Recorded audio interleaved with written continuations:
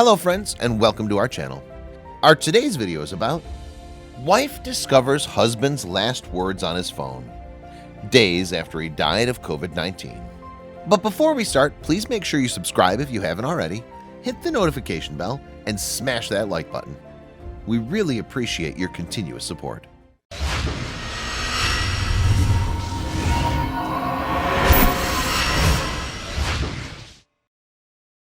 Jonathan Colo was a devoted father and husband. He loved to watch the New England Patriots play Sunday Night Football, bear hugs, and the rock band Under Oath. What's more, he was raising a family that included a child with special health needs.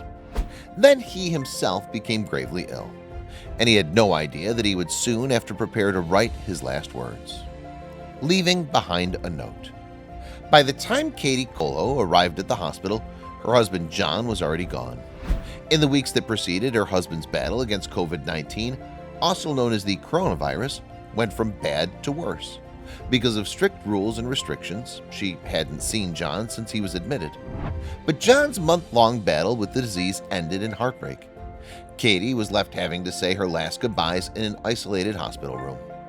When she received her late husband's belongings, she immediately began to go through his phone, a last piece of John's life.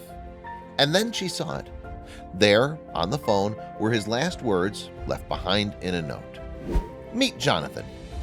In his 33 years of life, Jonathan had an undeniable effect on people.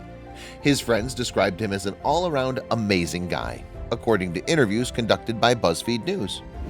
In his obituary, loved ones wrote about how John had a smile that made anyone feel loved, and a hug that made you feel secure. John was also said to never hold a grudge or judge others. He was a New Englander through and through. He loved everything having to do with the New England Patriots and wouldn't miss watching a game. And it was in New England that his life would ultimately change forever. A different John and Kate.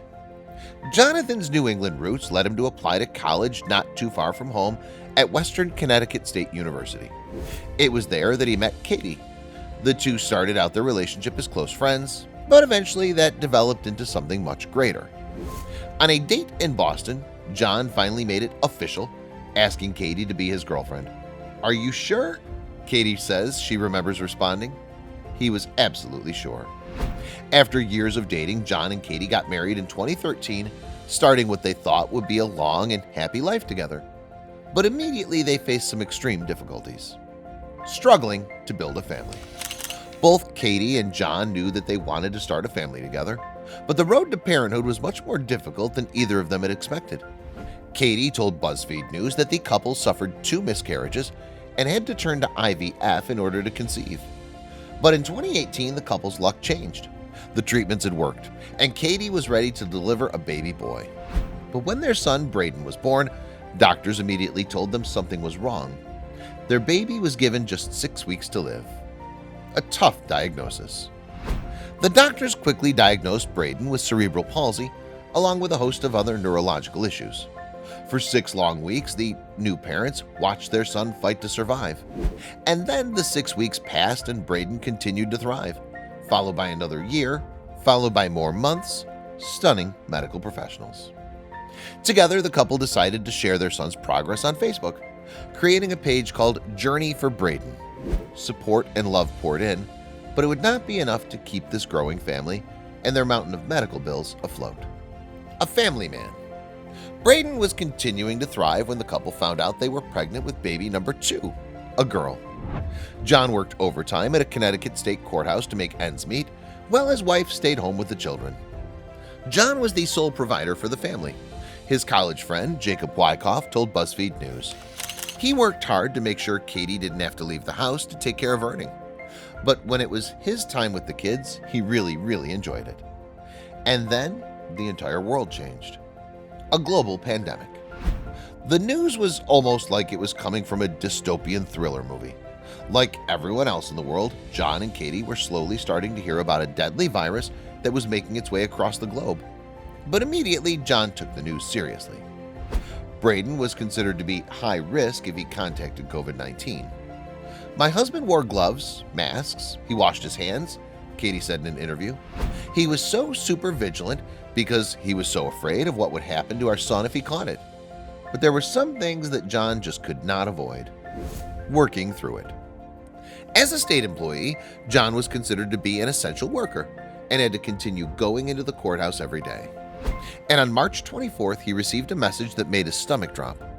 John was informed that he had been in contact with someone who had tested positive for COVID-19.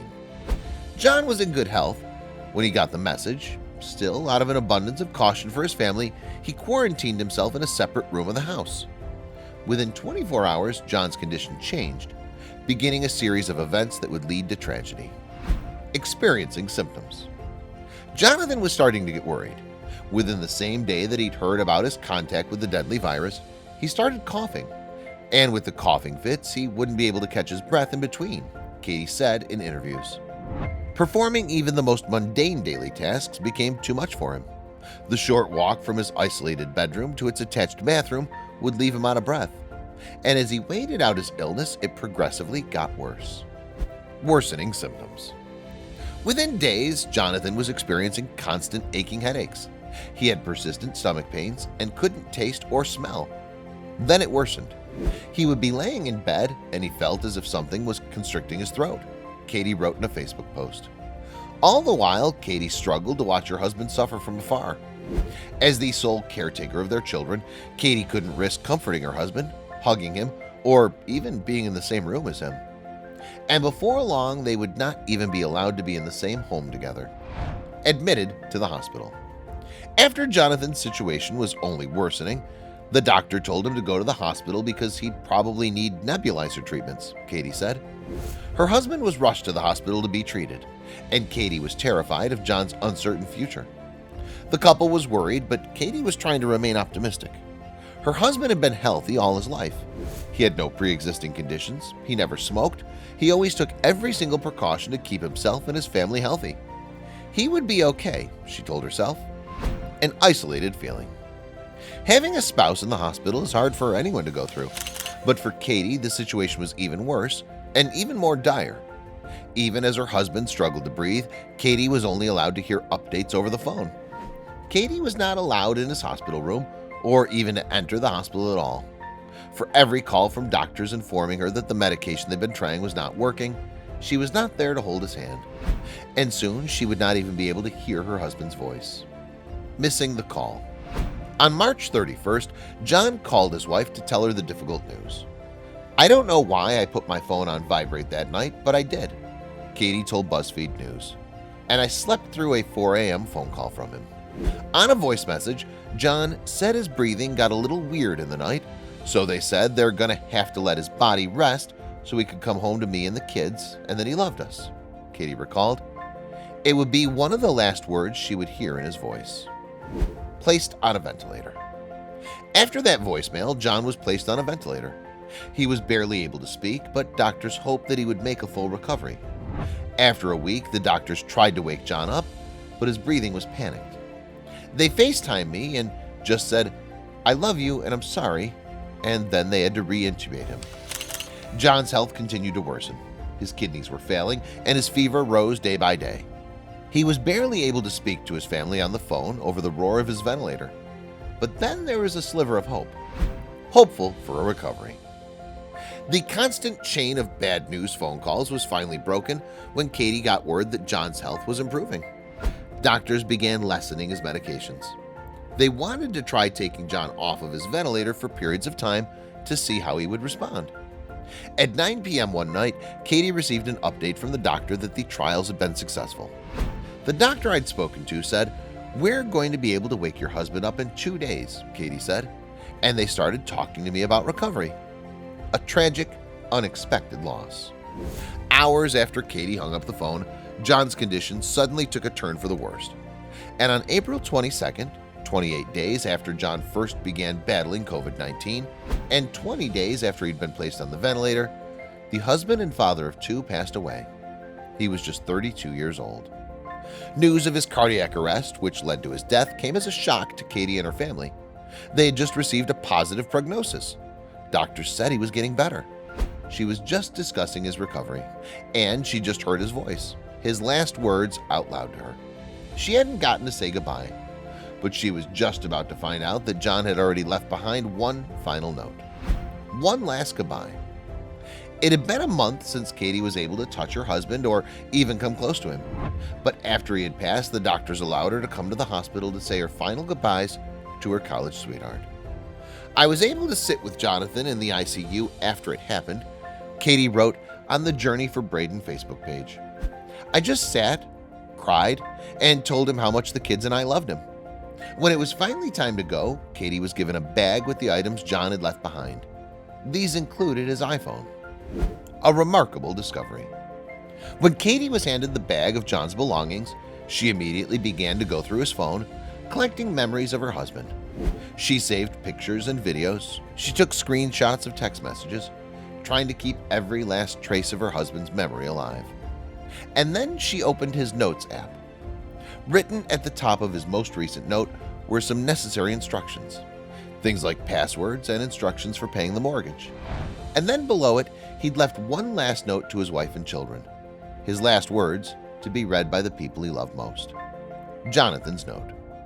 The first words gave Katie chills. The note was dated right before John began to be intubated, the same night that Katie had missed his phone call. I love you guys with all my heart, and you've given me the best life I could have ever asked for, it started. I'm so lucky, it makes me so proud to be your husband and the father to Braden and Penny, he wrote. And then he began what would be his final goodbye to his wife, the love of his life. A heartbreaking goodbye. Katie, you are the most beautiful, caring, nurturing person I've ever met, Jonathan wrote. You are truly one of a kind. Make sure you live life with happiness and that same passion that made me fall in love with you. The note continued, seeing you be the best mom to the kids is one of the great things I've ever experienced. Let Braden know he's my best bud, and I'm proud to be his father and for the amazing things he's done and continues to do. Then he addressed his daughter, who was just 21 years old. Always be happy. Let Penelope know she's a princess and can have whatever she wants, Jonathan wrote. I'm so lucky. And in his final goodbye, Jonathan had one last message for his wife about her future. Don't hold back, he commanded. And if you meet someone, know that if they love you and the kids, that I love that for you, he wrote. In his last line, he declared, always be happy no matter what. Through tears, Katie read the message in disbelief. A mix of emotions. There was no doubt in Katie's mind about how much Jonathan loved her and the family they'd built together. And this note was just another reminder of how thoughtful and caring Jonathan was, and how much he'd be missed. I'm so thankful I found the note, but the other part of me is sad, Katie said in an interview, because I know how scared he was and where his mind must have been to think he had to write something like that. But after reading the note, Katie knew what she had to do, sharing the letter. With a global pandemic ravaging the entire globe, Katie knew that it was hard for people to connect the staggering number of deaths to a face and to a life. So she decided to share her husband's story on her family's Facebook page. Within minutes, the note began to gain attention around the world. Newspapers were writing about her husband, and television shows were reaching out for interviews.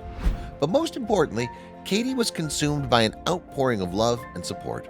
And then, one day, she gave her followers yet another update, taking a step back. I'm so grateful people have been able to hear his words and see who he was, because Jonathan deserves every single praise for being the man he is, Katie wrote on Facebook. I've heard from all over the world what an amazing man he is and how his love for us is undeniable. But with that being said, Katie had another announcement to share. She was taking a step back from all the interviews and all the social media accounts in order to properly grieve. But by that time, millions of people around the world knew about her husband, his touching last words, and his incredible heart. Life without Jonathan. In the months since Jonathan passed away, Katie and her children have celebrated birthdays, first days of preschool, and successful milestones in Braden's fight against his neurological issues.